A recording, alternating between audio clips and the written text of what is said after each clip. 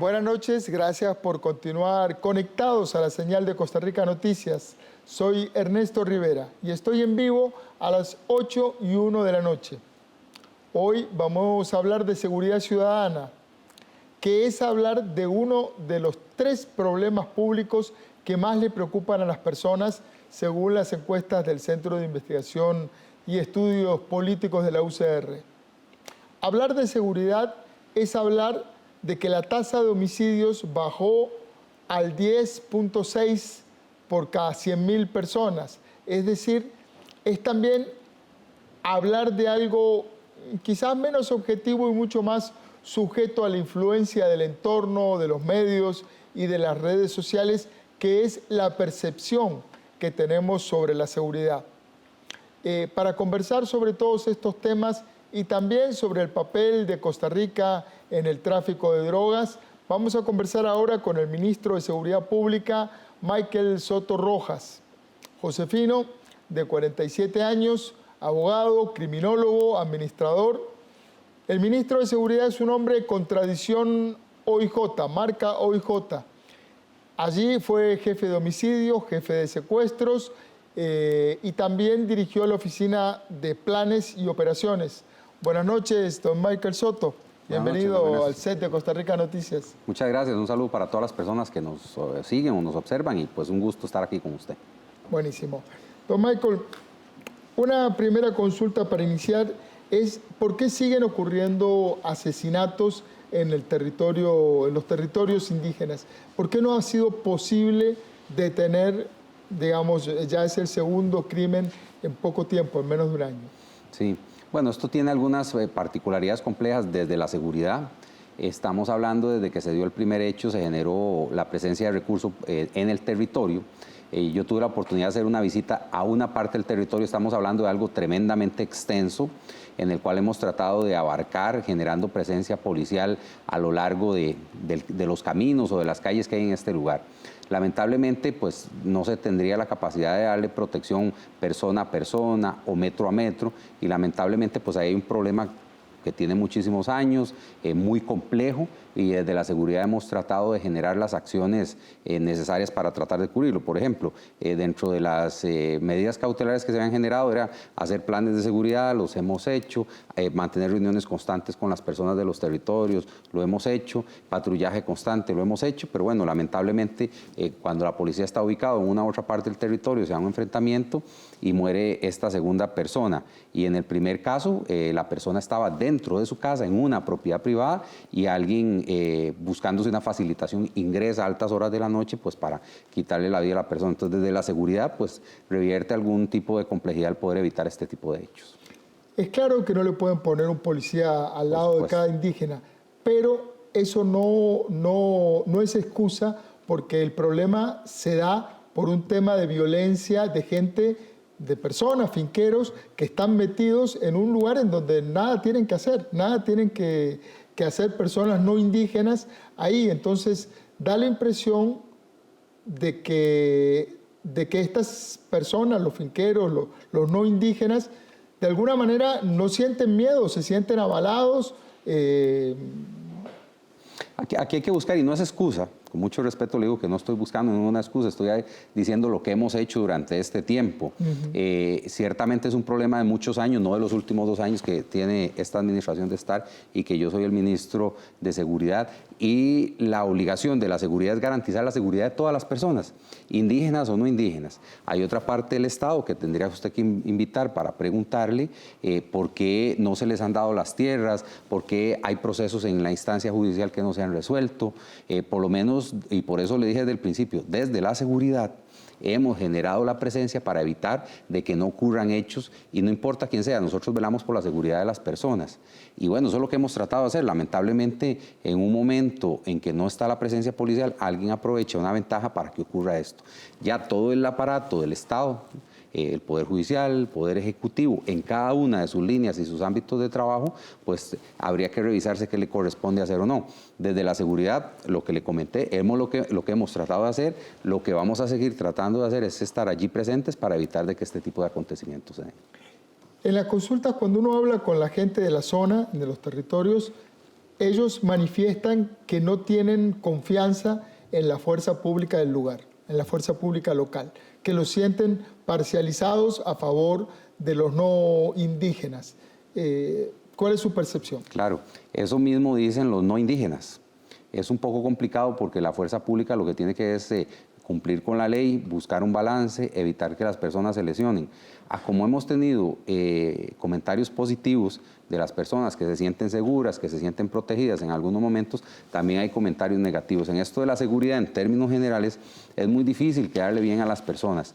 Yo insisto, aquí lo que tratamos es de apegarnos a lo que dice la ley, tratar de que ninguna persona resulte agredida. Lamentablemente ha ocurrido ya en 2 ocasiones. Esperamos en Dios y seguiremos trabajando para que no ocurra más, pero como hemos tenido comentarios positivos del trabajo de nuestros compañeros, también hay comentarios negativos. Lo cierto es que, y de los dos grupos, los indígenas y los no indígenas, lo cierto es que vamos a seguir trabajando pues para, ojalá que no se vuelvan a dar más hechos de violencia. Medidas adicionales, porque digamos, en este tema de la violencia, lamentablemente los muertos los está poniendo la parte indígena. Claro. Muertos y vapuleados. Hay un caso anterior, no reciente, pero de un muchacho que incluso lo habían marcado con un hierro.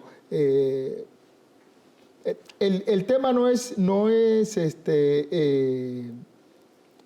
hacer una respuesta administrativa. Sinceramente le pregunto, ¿usted vislumbra una herramienta que pueda ser efectiva? ¿Cómo hacemos para que no sigan pasando estas cosas? Yo creo que el abordaje, más que de la seguridad, tiene que ser integral, porque si se lograra resolver el problema de fondo, que el problema de fondo realmente es un tema de territorio, que si los jueces agrarios que tienen las causas las resuelven, que si las causas que están en la fiscalía se resuelven y otras investigaciones que están en proceso se resuelven, o se indemniza o se resuelve el problema de fondo, para la seguridad va a ser muy sencillo porque todo el mundo va a quedar tranquilo, va a quedar contento y se resolverá lo que tenga que resolverse. Realmente la fuerza pública, yo pienso que es en alguna manera una forma en que todo el mundo vuelve a mirar hacia acá, hacia la seguridad, y está bien, nosotros tratamos de hacer de las cosas de la mejor forma, pero voy a hacer algo que es incorrecto. Yo le preguntaría a usted, no es para que me responda, sino para todas las personas que nos ven y lo analicen. El problema de fondo no es la presencia policial en el lugar, que la estamos haciendo y la seguiremos haciendo. El problema de fondo es cómo resolvemos o cómo resuelven todos los estamentos del Estado un problema que tiene, dicen que décadas, sobre el tema de las tierras indígenas, que hay legislación internacional y demás. Pero como le digo, es un problema que de repente no está en mis manos resolverlo, sino que me toca generar alguna parte del tema y que generar seguridad en el territorio. ¿Se han reunido con otros? Es decir, usted como ministro de Seguridad Pública le toca en este momento representar al Estado costarricense y en una parte muy particular que es la seguridad, que es la que la Comisión Interamericana de Derechos Humanos le encargó al Estado velar por resguardar la seguridad de esta gente. Y eso, sin duda alguna, es nuestra responsabilidad y le seguiremos haciendo. Bueno, más que hablarlo conmigo, que lo hemos conversado, evidentemente yo desde mi ámbito con los otros colegas que tienen que ver con el tema, INDER, el Viceministerio de Diálogo, yo he hablado con la Fiscalía, con la Fiscal de Asuntos Indígenas, con la Fiscal General al respecto del tema, y bueno, cada uno tiene una responsabilidad en la temática. Pero más que hablar entre nosotros, que lo hemos hecho, el tema es la aproximación que ha habido con las personas del territorio indígena, tanto indígenas como no indígenas, para tratar de abordar la problemática.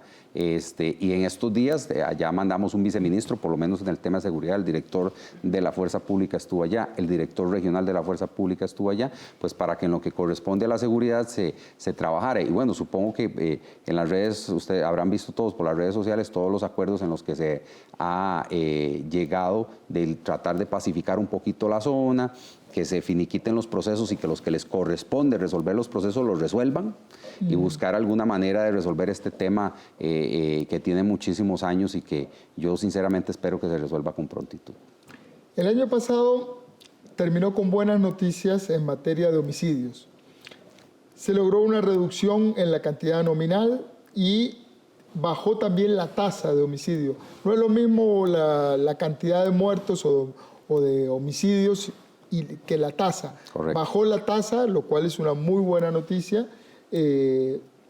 pasamos del 11.7 cada 100.000 habitantes al 10.6 cada 100.000 habitantes.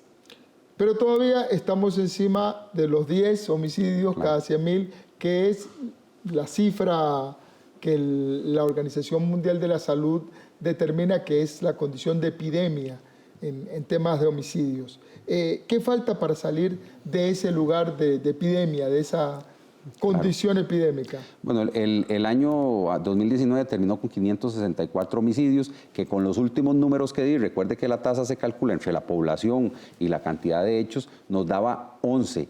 No sé si es que tienen algún dato actualizado de la cantidad de habitantes. 11, no 10,6. Me da 11 a mí. Bajamos, el año más violento de la historia del país fue el 2017 con 12.1 por cada 100.000 habitantes. 2018 bajó a 11.6 y 2019 a 11. Y en este momento estamos batallando porque la situación está bastante compleja. Bueno, hay varios factores que hay que analizar del por qué se cometen los homicidios. Prácticamente el 50% de los homicidios tienen que ver con situaciones relacionadas a ajustes de cuentas, venganzas, que muchas de estas tienen que ver con el tema de la pugna de las organizaciones locales por la lucha de territorios por el narcomenudeo. Eso es un problema muy complejo que ha venido creciendo en las últimas 2 décadas en el país. Además que estamos situados entre los países productores y consumidores de droga, que estamos en una de las zonas más violentas del planeta. Le doy un dato, el 6% de la población del mundo vive en Latinoamérica, 6%, y ocurren el 33% de los homicidios del planeta en Latinoamérica. Ese es el barrio en que vivimos y es un barrio complejo del cual hemos luchado, tratado de proteger al país. No ha sido fácil.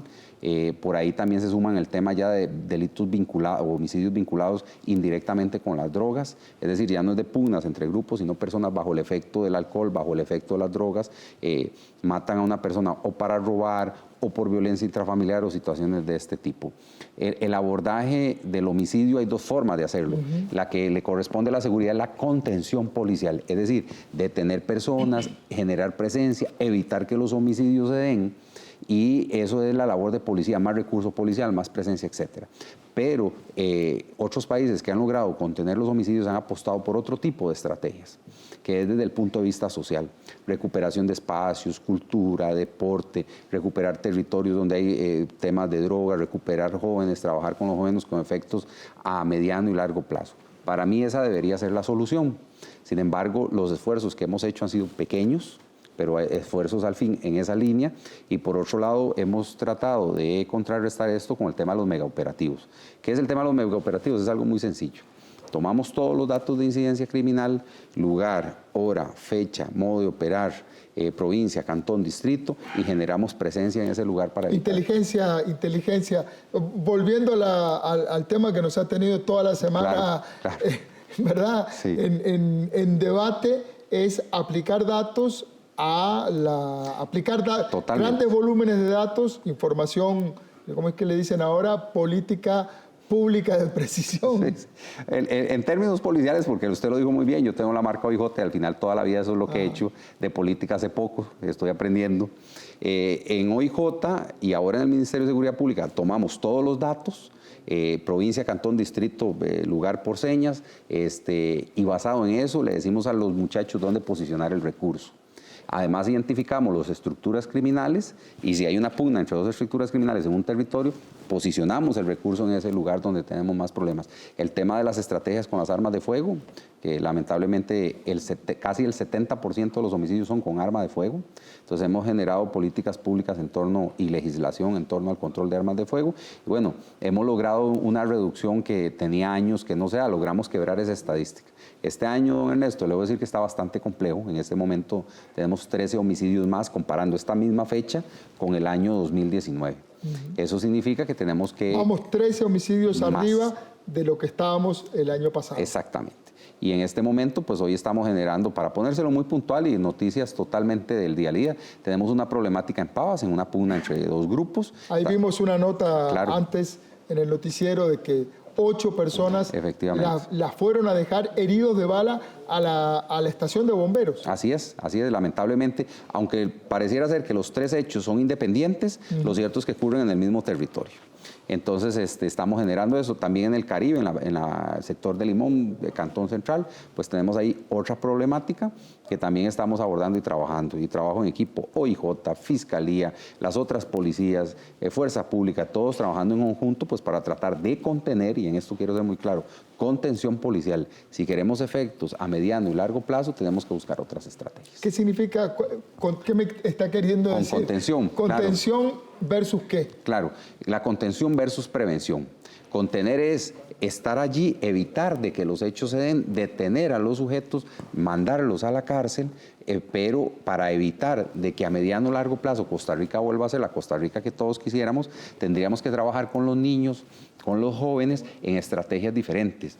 Y hay algunos esfuerzos en el país.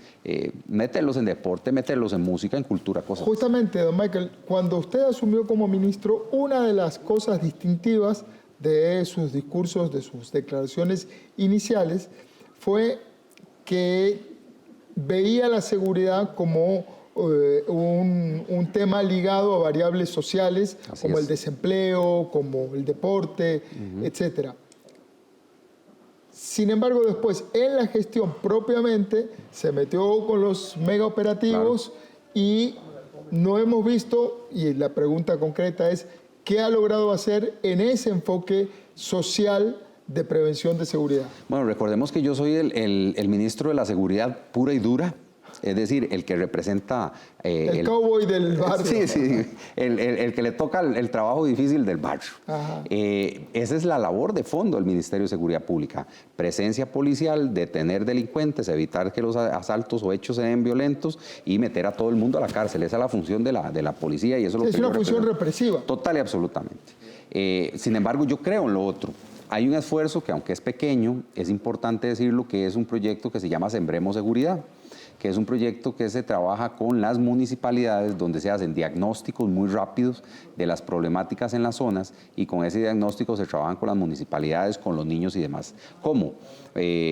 Haciendo actividades lúdicas con los muchachos. Hay una situación que se llama, por ejemplo, la mejenga, que es que los policías juegan con los chiquillos fútbol. Yo mismo iba a jugar fútbol. El cine en el barrio, que es enseñarles películas con algún tipo de sentido, darles mensajes, cosas de ese tipo. Pero creo que eso es mucho más integral, don Ernesto. Yo creo que... ¿Por qué no lo he podido hacer más, ministro? Porque de repente yo creo que yo no tengo las herramientas suficientes y es algo más del Estado como tal. Y sé que han habido esfuerzos que para abordarlo. El tema del desempleo en el país. Yo, ministro de Seguridad, Michael Soto, ¿qué puedo hacer para generar empleo? Y yo creo que el empleo en alguna manera, yo creo que el problema del empleo en el país tiene que ver con muchos factores. Uno es que ya ahora las personas, por ejemplo, para adquirir bienes utilizan medios informáticos, uno de los muchos que hay. Yo creo que el tener muchas fuentes de empleo ayudaría mucho al país. Mejorar los niveles de educación, el segundo idioma, tener el desarrollo del deporte más intensamente en el país. Yo creo que ese es el camino. Y es muy fácil decirle yo a los compañeros, mire, hagan esto, hagan lo otro. No, yo creo que uno debe centrarse en lo que le corresponde, sugerir, y eso es lo que yo he hecho. A mí me toca esta parte pura y dura, tengo un proyectito pequeño dentro de la institución que está trabajando en el área de prevención, que creemos que podríamos sembrar una semilla para el futuro, pero el tema es muchísimo más integral y global. Días atrás, la Policía de Control de Drogas, la PCD, logró el mayor decomiso de cocaína en la historia de Costa Rica. 5.000 kilos de cocaína se decomisaron en los muelles de APM en Limón. El decomiso, la cocaína iba para Rotterdam, correcto, en los Países Bajos. El decomiso se hizo a la antigua. La PCD revisó un contenedor por un chivatazo que tenía o por algún elemento de inteligencia, encontró la droga y procedió. Fue una revisión manual. Llevamos años tratando de poner a funcionar unos escáneres, unos aparatos de rayos X que pueden ver adentro de los contenedores y revisar. No se ha podido, creo que todavía no están funcionando. ¿Por qué no se ha podido instalar esos escáneres? ¿Qué fuerzas se oponen a que esos escáneres que donó el gobierno de China se instalen y entren a funcionar. Bueno, ahí le debo decir que el escáner que tiene APM Terminal sí está funcionando, sí está trabajando y ayudó, y la revisión no es tan manual ni es tan de la forma que se cree. Vamos a ver, ningún lugar del planeta pasa por escáner todos los contenedores que salen de un país. Porque por un país, por ejemplo, si mal no recuerdo el dato, por APM Terminals salen 24.000, no estoy muy seguro el dato, contenedores por mes, por ahí. 24.000 más o menos. Más o menos. Es un montón.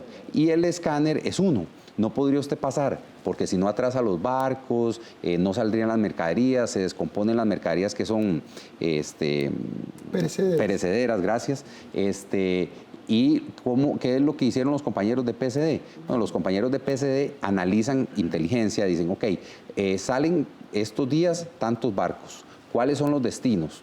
Europa, Estados Unidos, América Central, América del Sur, dicen, ok, ¿cuáles son los de prioridad que podríamos creer que va a ir droga? Bueno, probablemente los que van para Europa, para Estados Unidos. Ok, revisemos los que van para Europa, para Estados Unidos. Ellos empiezan a hacer una revisión de qué productos llevan, de acuerdo a algún perfil de experiencia que tienen, y detectan que hay algunos que les parecen sospechosos porque van para Rotterdam, ya ha llegado droga a Europa y a ese sector, entonces deciden sacar esos contenedores, que fueron como 4 o 5, y los pasaron al escáner.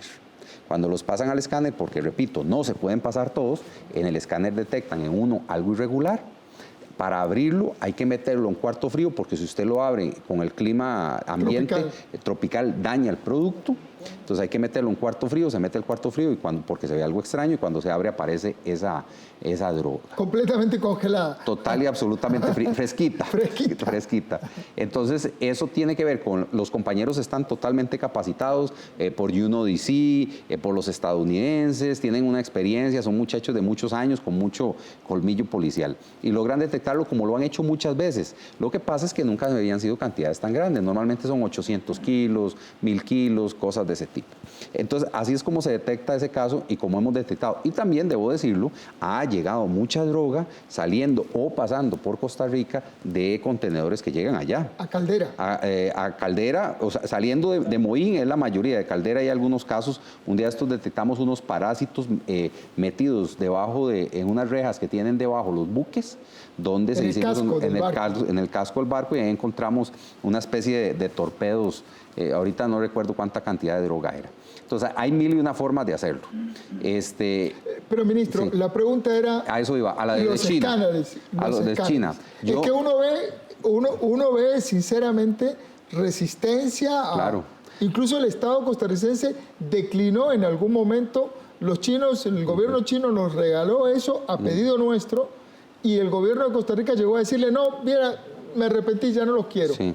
Bueno, yo tengo que decirle con toda sinceridad que ese caso lo he leído por la prensa, porque yo no era mi administración. Lo leí por la prensa de que lo donaron, quedaron en los muelles, se dañaron, entiendo que ya no sirven. Y por lo menos cuando yo tomé la administración, ya esos escáneres ya no estaban funcionando. No sé por qué la administración anterior o la tras anterior, porque la verdad no sé cuál, decidieron, o qué personas decidieron no ponerlos. Lo que yo sí le puedo decir es que los escáneres es una herramienta muy útil, que yo quisiera, y son muy caros también. Yo quisiera tenerlos en Moín, en Caldera, no uno, sino varios, tenerlos en la frontera norte, en la frontera sur, que en ambos lugares tenemos 2 puestos, uno por Tablillas, otro por Zigzaola, Paso Canoas, Peñas Blancas, y tener los escáneres. Pero bueno, lo cierto es que hoy solo tenemos uno. El único escáner que hay lo trajeron los holandeses. El de APM Terminal. En el megapuerto. Sí, que está dentro de la concesión. En el puerto de Habdeba, en el puerto que administraba Habdeba, no había escáner. No hay escáner. Solo ese nos ha sido muy útil. Pero repito, y eso deben entenderlo bien las personas y ser muy claro, no todos los contenedores se pueden escanear.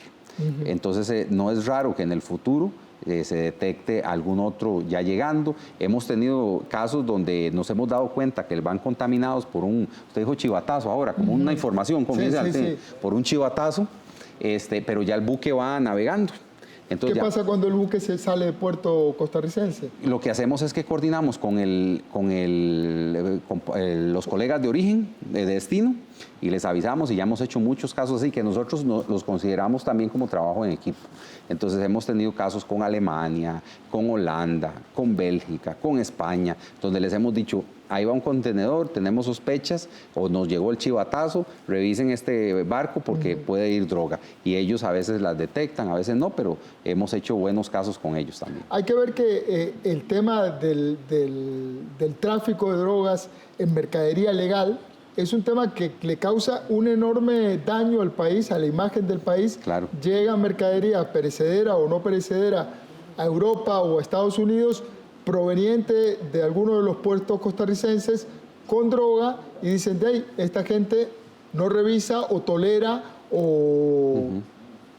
Sí, yo creo que ahí hay que verlo en dos dimensiones, ¿verdad? Ahora cuando se decomisó estos 5.000 kilos, que en realidad fueron 6.000, fueron 5.048 paquetes que pesó 6 toneladas y pico, yo como policía me sentí muy contento y lo sentí como un buen golpe. Sí, claro. Inmediatamente se nos vinieron un montón de réplicas negativas respecto al trabajo de la policía, ¿verdad? Que es normal.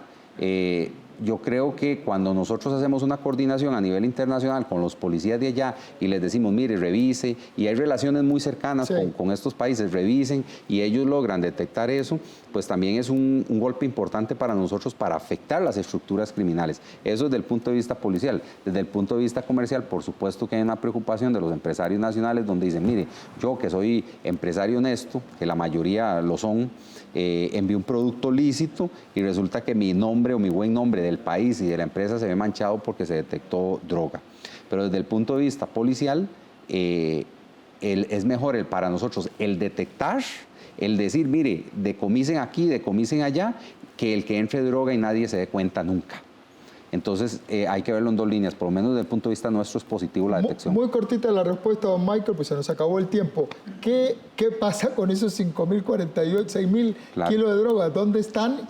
¿Quién los cuida? Claro. ¿Y se los comerán los ratones? No, los ratones no comen ese queso. ¿Verdad? No. Hay un procedimiento total y absolutamente legal y transparente que no es del Ministerio de Seguridad Pública. El OIJ tiene una bodega la cual custodia toda esa droga. Existe un procedimiento para destrucción donde hay un juez, puede estar un fiscal, hay una persona, un regente químico, hay una serie de personas que dan legalidad de que lo que se decomisa se pesa y que lo que se pesa se destruye. Ya a mediados de este año va a ingresar un horno porque nos hemos llenado mucho de droga que nos lo va a donar el gobierno de los Estados Unidos para poder quemar esa droga directamente en las instalaciones del organismo de investigación judicial. Muchísimas gracias, don Michael Soto, ministro de Seguridad Pública. Mucho gusto, Ernesto. Muchas gracias. Muy amable. gracias. Gracias por estar en el set de Costa Rica Noticias. Con mucho gusto. Muchísimas gracias por su compañía. Recuerden, trabajamos para usted. Somos la televisión pública de Costa Rica.